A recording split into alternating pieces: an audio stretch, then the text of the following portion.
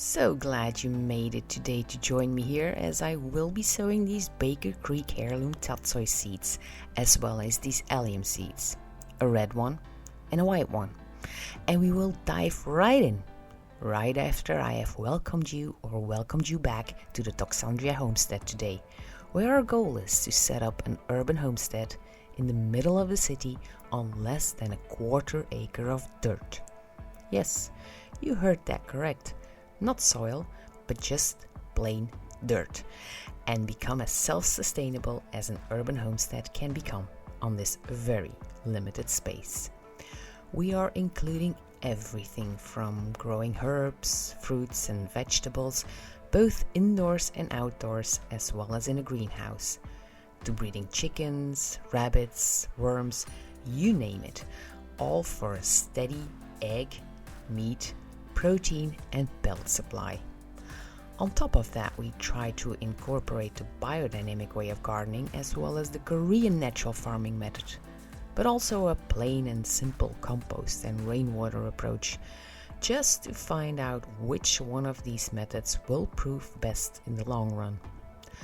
Along the way, we share everything with you, the good, the bad, the ugly and the really ugly, so you can learn and grow together with us, and we both can reap the benefits of this adventure.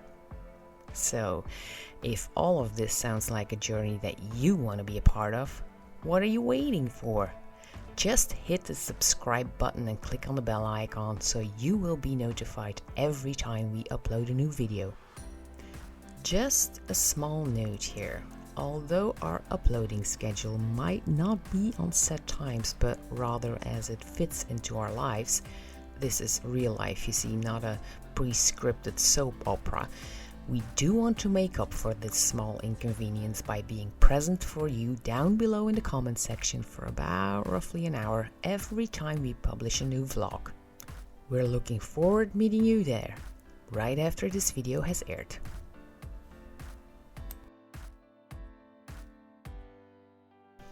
Now, one question might pop to mind, and that is, could I have gone ahead and sprouted these TATSOI seeds in my basement a couple of weeks ago to get a head start?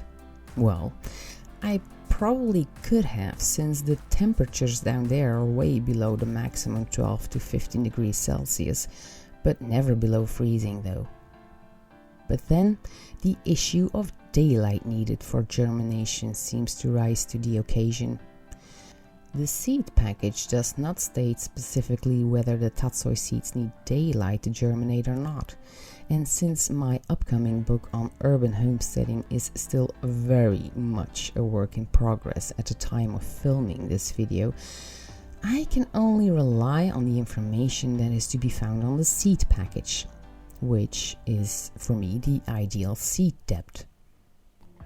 Now, as you can see, the ideal seed depth for TATSOI is only about a quarter of an inch. That's not much.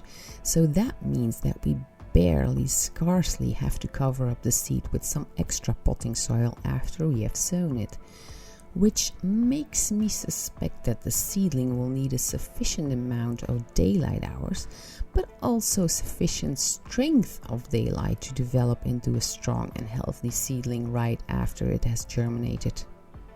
But since most basements are devoid of natural daylight, well, mine surely is, I would have had to move the tiny little sprouts upstairs right after germination had taken place.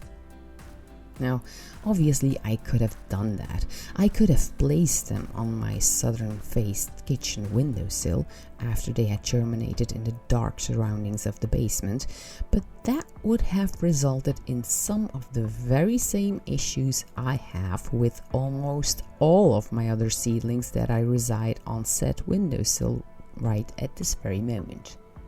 Don't worry, I will go all in on that in one of my next vlogs, so make sure to subscribe if you want to know all about my southern-faced kitchen windowsill issues. But back to the matter at hand.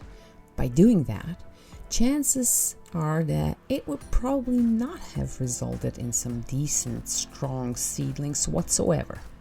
So by waiting for my last frost day to pass, I am able to sow these TATSOI seeds directly outside.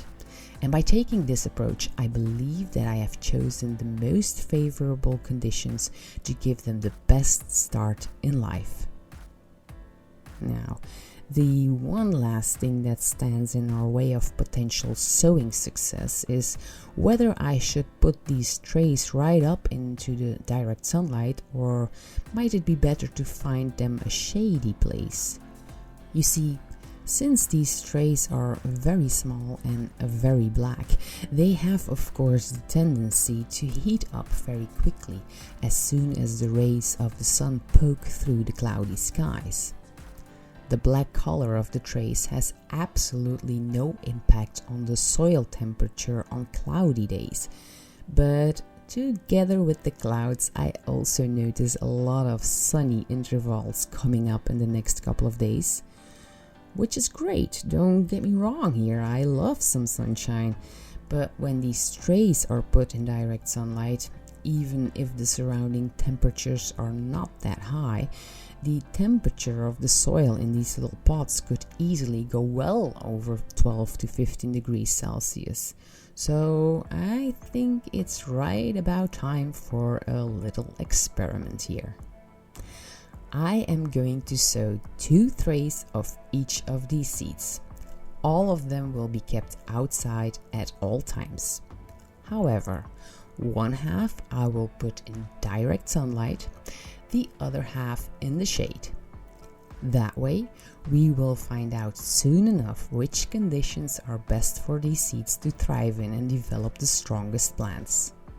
So, you see, as always, we're anticipating a lot and then some here at the Toxandria homestead. Can't wait to show you all about it. See you soon.